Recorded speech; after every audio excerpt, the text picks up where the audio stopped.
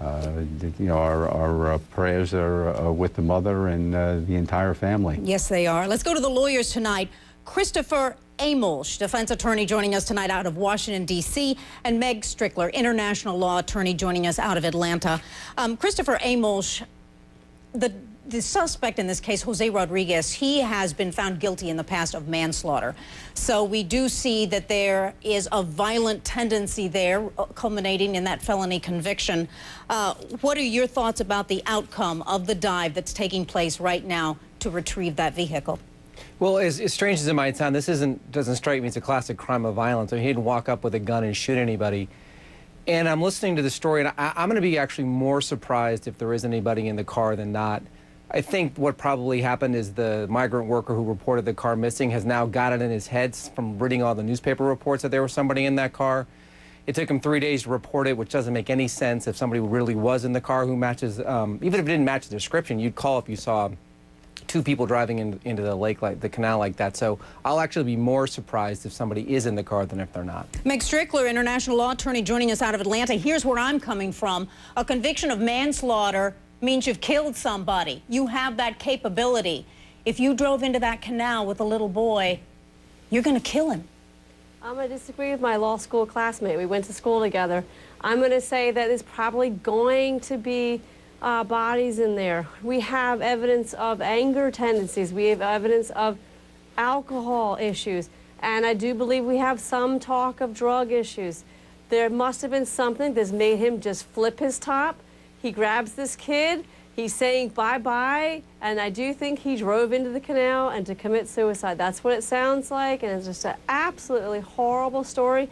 And my heart, like everyone else, goes out to Tabitha. All right, everybody, we wanted to let you know this dive is taking place. We are waiting for information on the retrieval of this car, if in fact Giuliani may be in it. To Brian Russell, Dr. Brian Russell, forensic psychologist, joining us tonight out of Kansas City, Missouri. How does one get through moments of time like this? Well, that question is a good question, and it kind of puts me between a rock and a hard place, because it's great that Tabitha's on with us tonight. She gives us a lot of rich information about the story, but given the news that I think is coming in the next few minutes, I think the best thing for her is to get off the camera, surround herself with her support system, because I agree with the last guest that I think we're going to have some disappointing news here.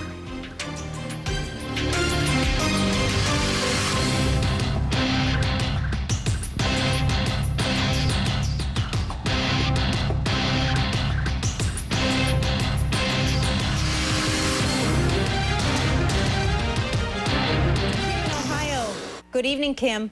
Good evening. Thank you for calling. Thank you. I was wondering about the lie detector test. Is it possible he lawyered up because he failed that test? Well, let's go to the lawyers. Christopher Amolsch, defense attorney, joining us tonight out of Washington, D.C., and Meg Strickler, international law attorney, joining us out of Atlanta. First, Christopher Amolsch, that's interesting. You know, I asked Major Terrence McLarney, with us tonight, head of the Homicide Division, if any polygraphs had been taken, and he did not want to compromise the investigation, would not tell us. What do you think? Do you think some were taken and deception was indicated, or now that someone has lawyered up, they're not going to do it?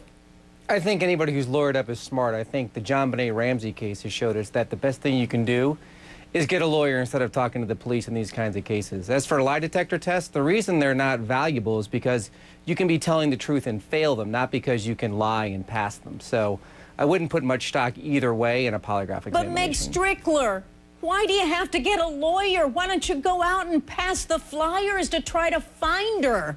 Oh, that's a bad question to ask me. I've been in the criminal defense field way too long. I could get on my soapbox, never talk to law enforcement without some help.